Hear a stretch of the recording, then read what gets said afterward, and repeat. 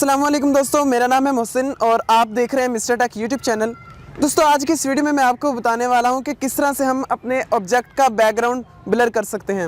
ये दोस्तों आज की इस वीडियो में मैं यूज़ करने वाला हूं अपना ऑपरेटर्स कैनन 700D, जो कि है एक सेमी प्रोफेशनल DSLR। और इसके साथ दोस्तों मैं लेंस यूज़ करने वाला हूँ 75 to 300 mm, जो कि एक टेली जूम लेंस के तौर पर भी जाना जाता है। तो जी हाँ दोस्तों, आज जो मैं इसमें मोड यूज़ करूँगा वो है अपर्चर प्रायोरिटी मोड। जी हाँ दोस्तों, आपको मैं एक बात बताता चलूँ कि कभी भी आपने बैकग्राउंड ब्लर करने के लिए ऑटो मोड यूज़ नहीं करना, क्योंकि आपके कैमरे को नहीं पता होता कि बैकग्राउंड ब्लर करना है या बैकग्राउंड ब्लर नहीं करना।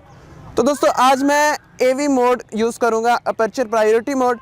इस पे आप खुद से F पॉइंट जो है सिलेक्ट कर सकते हैं। तो दोस्तों आज मैं कुछ आपको यहाँ पे सैम्पल पिक्चर्स बनाकर दिखाऊंगा और आपको बताऊंगा कि किस तरह से बैकग्राउंड ब्लर होता है। तो दोस्तों जो जूम होता है इससे बैकग्राउंड ब्लर नहीं होता, क्योंकि जूम से जो हमारा ऑब्जेक्ट होता है वो क्रॉप होता जाता है। जो ब्लर होता है वो हमारा अपर्चर से होता है, और जितना कम अपर्चर होता है आपका उतना ही बैकग्राउंड आपका ज़्यादा ब्लर होता है। तो दोस्तों सबसे पहले मैंने अपने DSLR को AV मोड पर सेलेक्ट कर लिया है और मैं आपको यहाँ पे कुछ तस्वीरें बनाकर दिखाता हूँ। तो दोस्तों यहाँ पर आपको मिलता है अपर्चर मिनिमम जो 4 है और मैक्सिमम आप चाहें जितना मर्जी रख लें।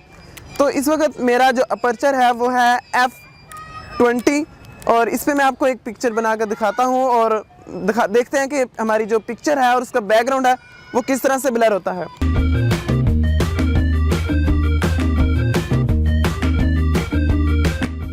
तो दोस्तों यहाँ पर आप स्क्रीन पर पिक्चर देख सकते हैं कि जो बैकग्राउंड है वो इमेज का वो ज़रा भी ब्लर नहीं हुआ, क्योंकि हमारा जो अपर्चर था वो था F22। अब इसी अपर्चर को दोस्तों मैं ले आता हूँ F10 पे और चेक करते हैं कि हमारा बैकग्राउंड कितना ब्लर होता है। तो आप यहाँ पे देख सकते हैं कि पहले की निस्बत जो हमारा बैकग्राउंड जो है वो काफ़ी ब्लर हुआ है। अब हम इसको जो है मज़ीद कम करते हैं और इसे मैं ले आता हूँ F5 पे, और अब आपको बताता हूँ कि अपर्चर हमारा जो है वो F5 पे है और हमारा जो बैकग्राउंड है इमेज का वो कैसा ब्लर होता है।